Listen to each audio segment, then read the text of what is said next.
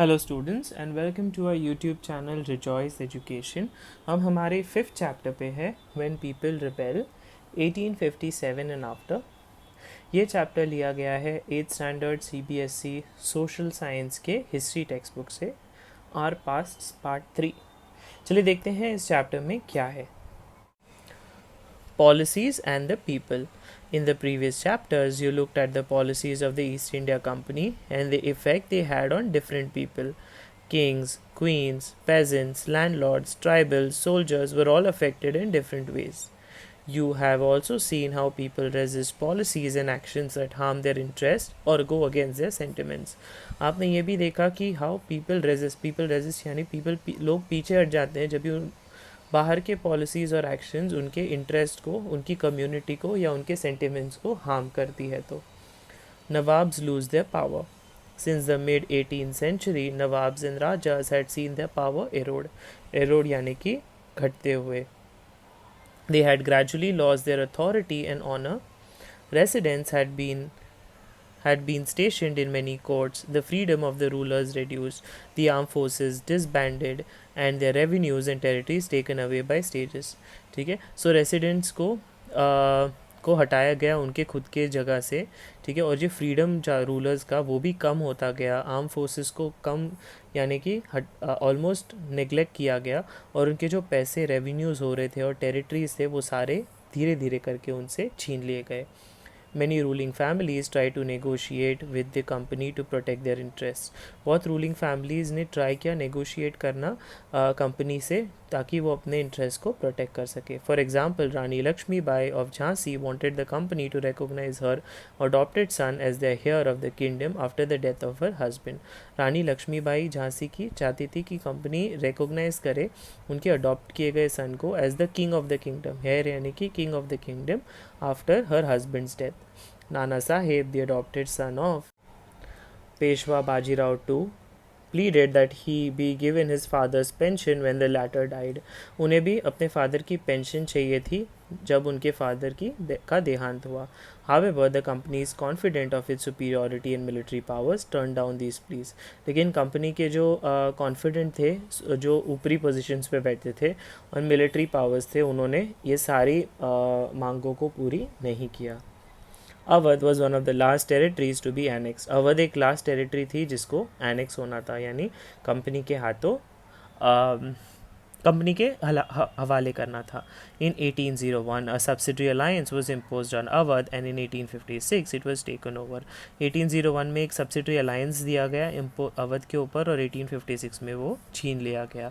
Governor general Dalhousie declared that the territory was being misgoverned and British rule was needed to ensure proper administration.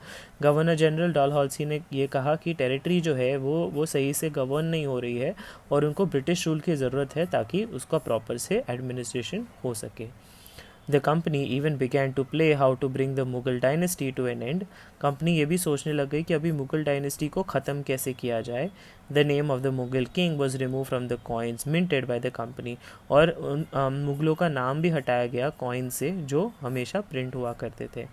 In 1849, the Governor General Dalhousie announced that after the death of Bahadur Shah Zafar, the family of the king would be shifted out of Red Fort and given another place in Delhi to reside in. Governor general Dalhousie ने यह भी announce किया कि बहादुर शाह जफ़र की death के बाद उनकी पूरी फैमिली किंग के साथ शिफ्ट हो जाएगी रेड फोर्ट से बाहर और उन्हें एक नई प्लेस दी जाएगी दिल्ली में रहने के लिए। In 1856 governor general Canning declared that Bahadur Shah Zafar would be the last Mughal king and after his death none of his descendants would be recognised as kings, they would just be called princes. उन्होंने ये भी governor general Canning ने कहा कि Bahadur Shah Zafar last Mughal king है, इसके और उनकी मृत्यु के बाद कोई भी जो इनकी पोजीशन लेते हैं, उनके बेटे लेते हैं, तो उन्हें किंग नहीं रिकॉग्नाइज किया जाएगा, उन्हें सिर्फ प्रिंस कहा जाएगा। The peasants and the sepoys. In the countryside, peasants and zamindars resented the high taxes and the rigid methods of revenue collection. Countryside में जो peasants और ज़मींदार से resented यानी कि वो काफ़ी खुश नहीं थे जो high taxes उन्हें पे करने पड़ रहे थे और उनको high and rigid methods of revenue collection झेलना पड़ रहा था। Many failed to pay back their loans to the money lenders and gradually lost the land they had tiled for generations. बहुत सारे लोगों ने अपने लोन्स पे नहीं कर पाए मनी लेंडर्स को और पूरा लैंड वो अपना खो लिया, वही लैंड जो उन्होंने बहुत सालों तक वहाँ जहाँ पे खेती बाड़ी की थी. In India, the Indian sepoys in the employ of the company also had reasons for discontent. जो इंडियन sepoys थे जो कंपनी में काम करते थे उनको भी वो भी नाखुश थे. They were unhappy about their pay, allowances and conditions of service. वो खुश नहीं थे जिस तरह से उनको पैसे मिल रहे थे, allowances जो थे और उनको कंडीशन थी जो उनको उस कंडीशन में काम करना था. Some of the new rules, moreover, violated their religious sensibilities and beliefs. कुछ नए rules तो उनके religion sentiments को भी hurt कर रहे थे. Did you know that in those days many people in the country believed that if they crossed the sea they would lose their religion and caste? क्या आपको पता है कि उस ज़माने में बहुत सारे लोग सोचते थे कि अगर कोई इंसान कंट्री छोड़ के जाता है और दूसरे वतन पहुंच जाता है तो वो अपना रिलीजन और अपना कास्ट भूल जाएगा. So when in 1824 the sepoys were told to go to Burma by the sea route to fight for the company, they refused to follow the order. ठीक है, sepoys को बताया गया कि बर्मा जाने के लिए सी रूट से कंपनी के लिए फ़ाइट करने के लिए उन्होंने सख्त इनकार कर दिया. Though they agree to go by the land route, और वो लैंड रूट से जाने से एग्री कर गए. They were severely punished, and since the issue did not die down, in 1856 the company passed a new law which stated that every new person who took up employment in the company's army had to agree to serve overseas if required.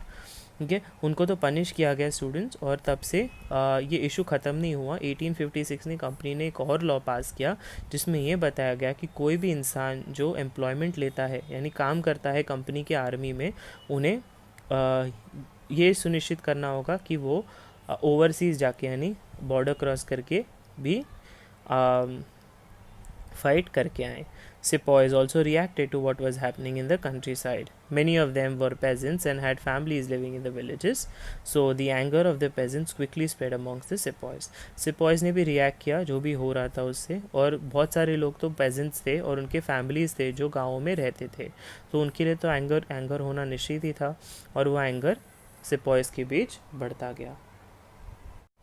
Okay students, अब हम page number 53 पे हैं. Responses to reforms.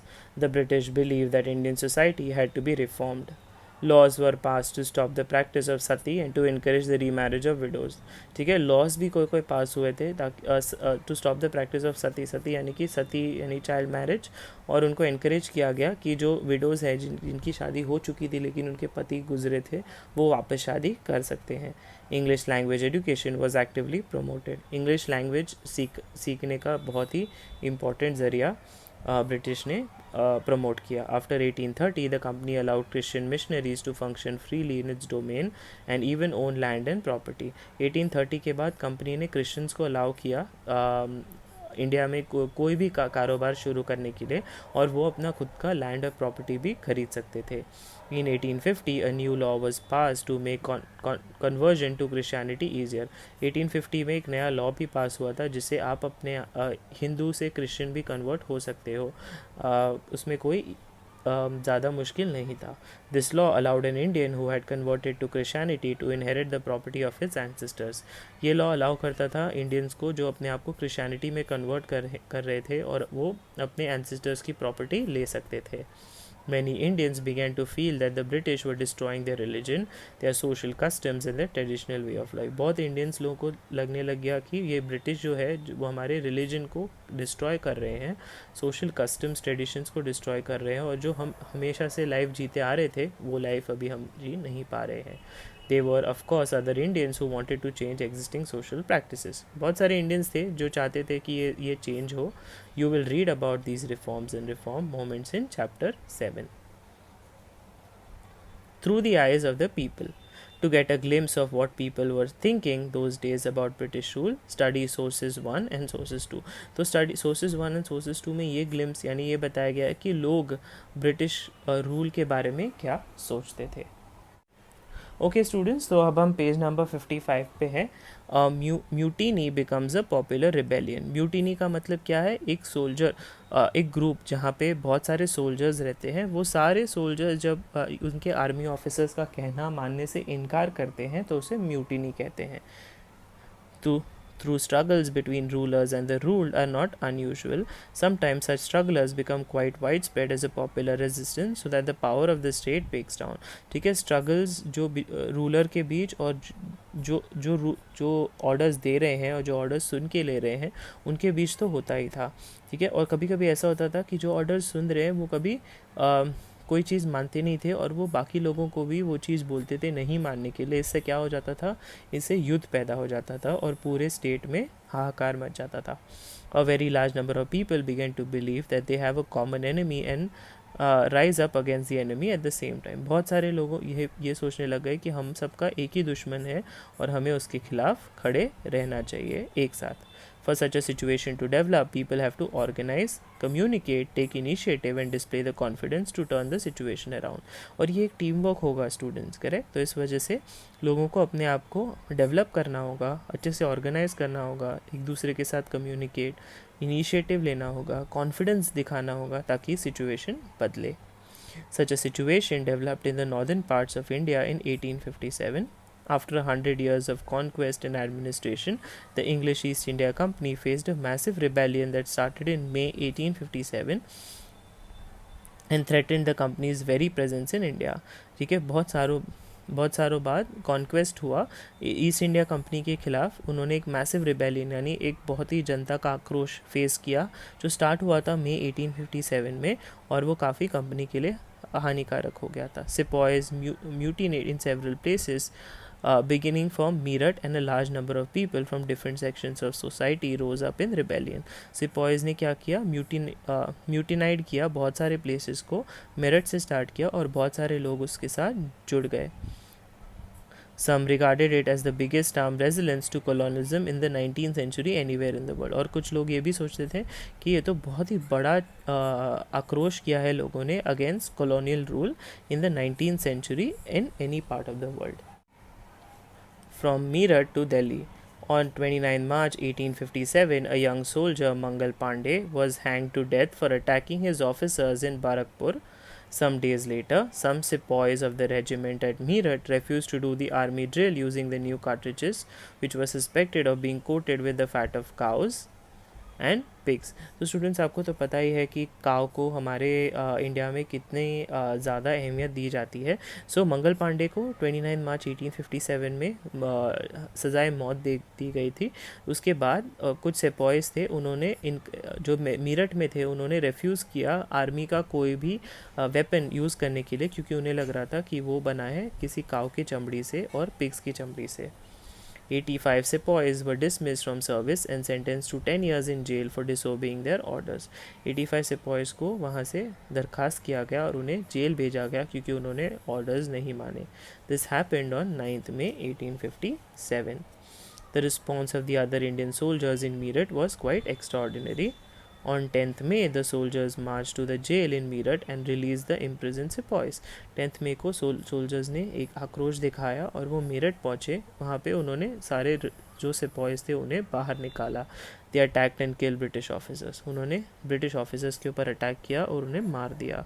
They captured guns and ammunition and set fire to the buildings and properties of the British and declared war on the फिरंग्स.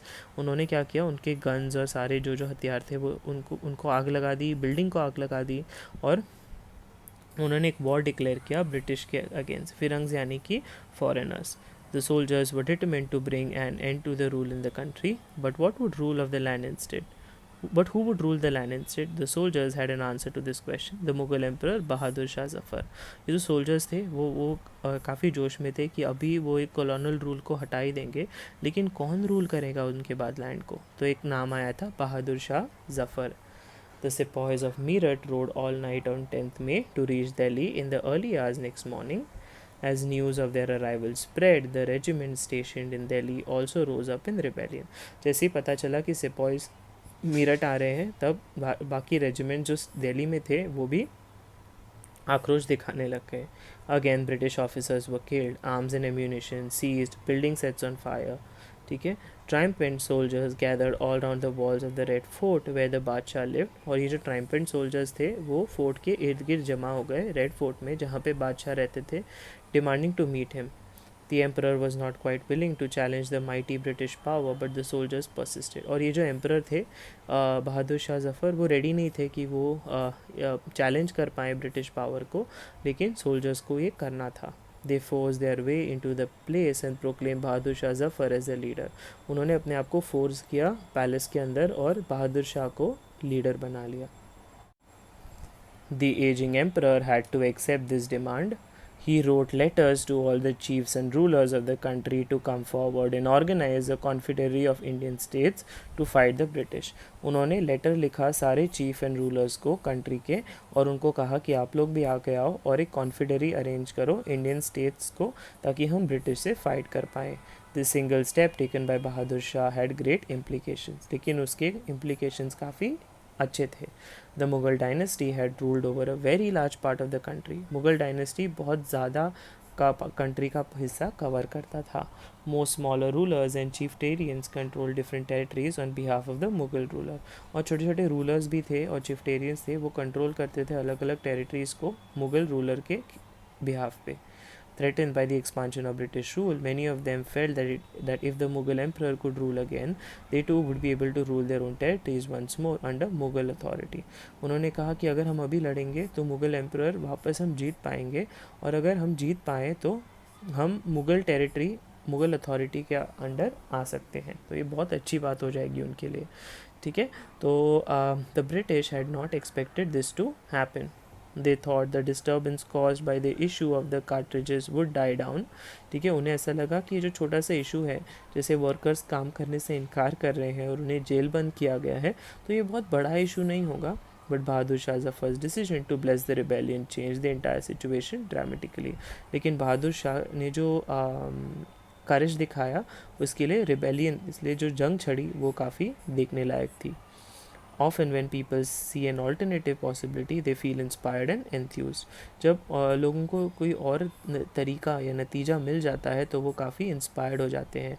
It gives them the courage, hope and confidence to act. उनके अंदर एक साहस, एक hope हो जाता है और confidence मिलता है किसी भी चीज़ के आगे खड़े रहने का. The rebellion spreads. After the British were routed from Delhi, there were no uprising for almost a week. जब ब्रिटिश दिल्ली से वापस आ रहे थे तभी वहाँ पे कभी कुछ हुआ नहीं था एक हफ्ते तक. It took that much time for news to travel. News travel करने के लिए बहुत टाइम लगा था. Then a spurt of mutinies began. फिर बाद में पता चला कि अरे यहाँ पे तो जुलूस निकले जा रहा है. Regiment after regiment mutinied and took off to join other troops at nodal points like Delhi, Kanpur and Lucknow. बहुत सारे छोटे छोटे ट्रूप्स ने इनकार कर दिया ब्रिटिश फोर्स का सुनने के लिए, और वो छोटे छोटे ट्रूप्स ने नोडल पॉइंट्स पे ज्वाइन करने लग गए, जैसे दिल्ली, कानपुर और Lucknow. After them, the people of the towns and villages also rose up in rebellion and railed around local leaders. और people जो शहरों में और गांवों में रहते थे वो भी आंदोलन करने लगे उनके खिलाफ, जो local leaders थे वहाँ के, ज़मींदार थे, chiefs थे, who were prepared to establish their authority and fight the British. जो ready थे अपनी अथॉरिटी को गिराने के लिए और ब्रिटिश से लड़ने के लिए. Nana Saheb, the adopted son of late Peshwa Bajirao, who lived near Kanpur, gathered armed forces and expelled the British garrison from the city. ठीक है, नाना साहेब उनके लोगों के साथ, जो लेट पेशवा बाजीराव के सन थे, वो कानपुर में रहते थे, और उन्होंने अपनी फोर्स को इकट्ठा किया और ब्रिटिश के खिलाफ लड़ने चले गए और उन्हें अपने सिटी से भगा दिया. He proclaimed himself पेशवा, और उन्होंने पेशवा को वापस जीता. He declared that he was a governor under Emperor Bahadur Shah Zafar. वो गवर्नर थे बहादुर शाह जफ़र के. In Lucknow, Birjis Qadar, the son of the deposed Nawab Wazir Ali Shah, was proclaimed the new Nawab. ठीक है, नवाब वजीद अली शाह को एक नया नवाब माना गया. He too acknowledged the suzerainty of Bahadur Shah Zafar. उन्होंने भी बहादुर शाह जफ़र की बहुत तारीफ़ की, बहुत सराहना की, उनके करज की. His mother Begum Hazrat Mahal took an active part in organizing the uprising against the British. उनकी माँ बेगम हज़रत महल ने भी काफ़ी बड़ा हिस्सा किया ब्रिटिश के खिलाफ खड़े रहने के लिए. In Jhansi, Rani Lakshmibai joined the rebel sepoys and Jhansi में रानी लक्ष्मीबाई ने ज्वाइन किया ब्रिटिश के खिलाफ लड़ाई. और fought the British along with Tatya Tope, the general of Nana Sahib. In the Mandla region of Madhya Pradesh, Rani Avanti Bai Lodhi of Ramagra raised and led an army of 4,000 against the British, who had taken over the administration of her state. So Avanti Bai Lodhi of Ramgarh ने भी एक आंदोलन किया अपने army के साथ 4,000 लोगों के साथ अगेंस्ट द ब्रिटिश, जिन्होंने उनके एडमिनिस्ट्रेशन लेने की कोशिश करी थी. The British were greatly out numbered by the rebel forces, और ब्रिटिश के इतने लोग नहीं थे जितने रिबेल फोर्सेस के थे. They were defeated in a number of battles, बहुत सारे बैटल्स में उनकी हार हुई. This convince the people that the rule of the British had collapse for a good and give them the confidence to take the plunge and join the rebellion. इससे क्या हुआ, इनसे लोगों को लगा चलो अभी ब्रिटिश का रूल ढसते जा रहा है, कम होते जा रहा है, तो हम इसमें आंदोलन में हिस्सा लेते हैं और पूरा ब्रिटिश का रूल हटा देते हैं. A situation of widespread popular rebellion developed in the region of Awadh in particular. On 6th August 1857, we find a telegram sent by Lieutenant Colony Tytler to his commander in chief expressing the fear felt by the British. ठीक है, तो वो कहते हैं our men are cowed by the number of opposed to them and the endless fighting. Every village is held against us. The zamindars have risen to oppose us.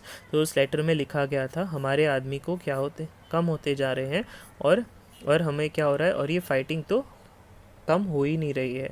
सारे village में हमारे against है ज़मींदार और वो हमें अपोज कर रहे हैं.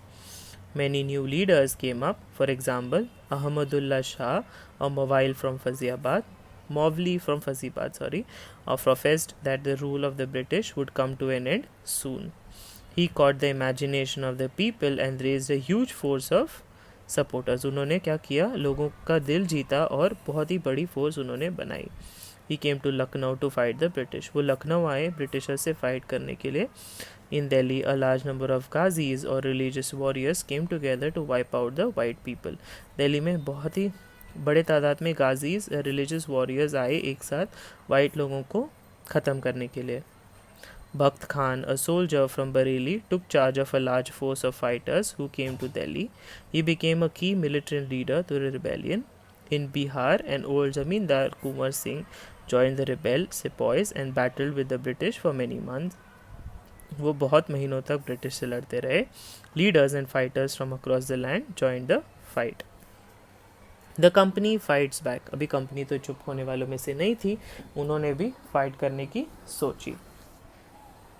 Unawed by the scale of upheaval, the company decided to repress the revolt with all its might. और वो भी हार मानने वालों में से नहीं थे, लेकिन उनके पास कुछ फ़िलहाल लोगों की कमी थी. इस वजह से कंपनी ने डिसाइड किया कि अभी इस रिवोल्ट को रोक देते हैं पूरा जोर लगा के.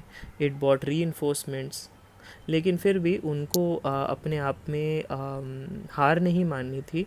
इस वजह से it brought reinforcements from England, passed new laws so that the rebels could be convicted with ease and then moved into the storm centers of the revolt. उन्होंने reinforcements इंग्लैंड से बुलाए और उन्होंने नए लॉज पास किए ताकि रिबेल्स कन्विक्टेड हो जाएं आसानी से और वो इस स्टॉर्म में क्या हो जाए, रिवोल्ट इसका कम हो जाए. Delhi was recaptured from the rebel forces in September 1857. The last Mughal emperor Bahadur Shah Zafar was tried in court and sentenced to life imprisonment. Bahadur Shah Zafar को कोर्ट में बुलाया गया और उन्हें सज़ाए मौत नहीं, लेकिन उन्हें लाइफ में उनको लाइफ इम्प्रिजनमेंट दी गई स्टूडेंट्स, यानी उन्हें जेल में हमेशा के लिए रहना पड़ेगा. He and his wife Begum Zinat Mahal was sent to prison in Rangoon in October 1858. Bahadur Shah Zafar died in the Rangoon jail in November 1862. तो बहादुर शाह जफ़र की जेल में ही मौत हो गई 1862 में. The recapture of Delhi, however, did not mean that the rebellion died down after that. ठीक है, दिल्ली को वापस कैप्चर करने का मतलब ये नहीं था कि अभी पूरा जो फाइट है वो रुक जाएगी. People continue to resist and battle the British. लोग फिर भी झगड़ा करते ही रहे. The British had to fight for 2 years to suppress the massive forces of popular rebellion. और ब्रिटिश को 2 साल तक फाइट करनी पड़ी ताकि इतनी बड़ी तादाद पे जो लोग आ रहे थे उन्हें रोक सके. Lucknow was taken in March 1858. Rani Lakshmi Bai was defeated and killed in June 1858. A similar fate awaited Rani Avanti Bai, who after initial victory in Kheri chose to embrace death when surrounded by British on all sides. तो रानी Avanti by को starting में तो victory मिली खेरी में, लेकिन उसके बाद Britishers ने उन्हें घेर लिया और उनकी मृत्यु हो गई. Tatya Tope escaped to the jungles of central India and continued to fight a guerrilla war when the support of many tribal and peasant leaders. Tatya तोपे ने क्या किया, वो जंगल में चले गए सेंट्रल इंडिया के और उन्होंने अपनी जंग चालू रखी. उनको सपोर्ट मिला ट्राइबल लोगों से और पेजेंट लीडर्स से. He was captured, tried and killed in April 1859. उन्हें पकड़ा गया, उनको बांधा गया और उन्हें मारा गया 1859 में. Just as victories against the British had earlier encouraged rebellion, the defeat of rebel forces encouraged desertions. ठीक है, जैसे विक्ट्रीज जो ब्रिटिश के खिलाफ हुई थी इस वजह से दंगे फसाद हुए, वैसे ही लोगों की the defeat of rebel forces, लेकिन ब्रिटिशर्स की डिफीट से क्या होते गया, डिसर्शंस यानी बंटवारे होते गए. The British also tried their best to win back the loyalty of the people. British ने भी पूरी कोशिश की वो लोगों की मन वापस जीते. They announced rewards for loyal landholders who would be allowed to continue to enjoy traditional rights over their lands. उन्होंने अनाउंस किया रिवॉर्ड लैंड ओनर्स के लिए, उनको क्या होगा, अलाउ किया जाएगा ट्रेडिशनल राइट्स उनके लैंड के ऊपर. Those who had rebelled were told that if they submitted to the British and if they had not killed any white people, जिन्होंने रिबेल किया उनको बताया गया कि अगर वो अपने आप को ब्रिटिश के हवाले कर देते हैं और अगर वो कोई वाइट लोगों को नहीं मारते हैं तो वो they would remain safe and their rights and claims to land would not be denied. तो वो सेफ रहेंगे और उनके जो राइट्स है लैंड के प्रति, उनके खुद के लैंड के प्रति वो डिनाई नहीं किए जाएंगे. Nevertheless, hundreds of sepoys, rebels, nawabs and rajas were tried and hanged. ठीक है, बहुत सारे लोगों की मृत्यु भी हुई. Aftermath. The British had regained control of the country by the end of 1859. पूरी कंट्री को कंट्रोल किया उन्होंने वापस 1859 में. But they could not carry on ruling the land with the same policies anymore. फिर भी वो रूल नहीं कर पाए लैंड को वही पॉलिसीज़ के साथ. Given below are the important changes that were introduced by the British. क्या क्या चेंजेस ब्रिटिश ने लाए, चलिए देखते हैं. The British Parliament passed a new act in 1858 and transferred the power of the East India Company to the British Crown in order to ensure a more responsible management of Indian affairs. British Parliament ने एक act पास किया 1858 में, जहाँ पे जो east India company के जो powers थे वो सारे ब्रिटिश को दे दिए, ब्रिटिश क्राउन को दे दिए, ताकि वो पूरा इंडिया के अफेयर्स को अच्छे से संभाल पाए. A member of the British cabinet was appointed Secretary of State of India and made responsible for all matters related to the governance of India. ठीक है, तो ये ब्रिटिश कैबिनेट से एक मेंबर अपॉइंट किया गया जो सेक्रेटरी बना स्टेट ऑफ इंडिया का, और उनको ये रिस्पॉन्सिबिलिटी दी गई कि उनको गवर्नेंस ऑफ इंडिया संभालना है. He was given a council to advise him called the Indian Council. The Governor General of India was given the title of Viceroy, that is a personal representative of the Crown. तो ये जो governor general थे उन्हें viceroy भी कहा जाता था, जो पर्सनल रिप्रेजेंटेटिव होते थे क्राउन के. Through these measures, the British government accepted direct responsibility for the ruling India. तो इससे क्या हुआ, उन्होंने रिस्पॉन्सिबिलिटी रूलिंग इंडिया की हासिल की. Students, all ruling chiefs of the country were assured that their territory would never be annexed in future. सारे chief country के उनको बताया गया कि उनकी टेरिटरी कभी भी आगे जाके एनेक्स नहीं की जाएगी, यानी उनसे छीन ली नहीं जाएगी. They were allowed to pass on their kingdoms to their heirs, including adopted sons. उनको अलाउ किया गया किंगडम को, वो अपने अडॉप्टेड सन्स को भी वो किंगडम रूल करने दे सकते हैं. However, they were made to acknowledge the British Queen as their sovereign paramount. उन्हें ये बताया गया कि ब्रिटिश क्वीन जो है वो आपकी भी लीडर है. Thus, the Indian rulers were to hold their kingdoms as subordinates of the British Crown. इसलिए इंडियन रूलर्स को उनकी सुप्रीम पावर थी British crown. It was decided that the proportion of Indian soldiers in the army would be reduced and the number of European soldiers would be increased. Decide किया गया कि जो Indian soldiers का जो proportion है वो army का कम हो जाएगा और यूरोपियन सोल्जर्स को आर्मी में ज़्यादा भर्ती किया जाए. It was also decided that instead of recruiting soldiers from Awadh, Bihar, Central India and South India, more soldiers would be recruited from the Gurkhas, Sikhs and Pathans. The land and property of Muslims was confiscated on a large scale and they were treated with suspicion and hostility. ठीक है, जो Muslims की property थी वो उनसे छीन ली गई बहुत ही बड़ी तादाद में और उन्हें अच्छे से ट्रीट भी नहीं किया गया। The British believe that they were responsible for the rebellion in a big way. British को लगा कि ये जो दंगे फसाद हो रहे हैं वो उनकी वजह से ही हो रहे हैं। The British decided to respect the customary religions and social practices of the people in India. British ने डिसाइड किया कि हमें उनके रिलीजन को और उनके सोशल प्रैक्टिसेस को रिस्पेक्ट करना चाहिए। Policies were made to protect landlords and zamindars and give them security of rights over the lands. Policies बनाए गए लैंडलॉर्ड्स और ज़मींदार्स को सिक्योरिटी देने के लिए उनके खुद के लैंड के ऊपर। Thus a new phase of history began after 1857. 1857 में एक न्यू फेज ऑफ हिस्ट्री शुरू हुआ स्टूडेंट्स। Thank you. आइए इंपॉर्टेंट डेट लाइन्स देख लेते हैं। 1817 the Khurda uprising took place. 1849 governor general Dolly house announced that after the death of Bahadur Shah Zafar, the family of the king would be shifted out of the Red Fort and give another place in Delhi to reside in. 1850 a new law was passed to make conversion to Christianity easier. 1856 में दो चीज़ें हुई। The Governor General Canning decided that Bahadur Shah Zafar would be the last Mughal king and after his death his descendants would be recognized as princes. The company passed a new law which stated that every new person who took up employment in the company's army had to agree to serve overseas if required. 29 March 1857, Mangal Pandey, a young soldier, was hanged to death for attacking officers in Barakpur. May 1857, sepoys mutinied in several places. 10th May 1857, sepoys rushed to Delhi from Meerut. September 1857, Delhi was recaptured from the rebel forces. October 1858, Mughal Emperor Bahadur Shah Zafar along with his wife was sent to prison in Rangoon. 1858, a new act passed by the British Parliament transferred the powers of the East India Company to the British Crown. November 1862, Bahadur Shah Zafar died in Rangoon jail. Thank you, students.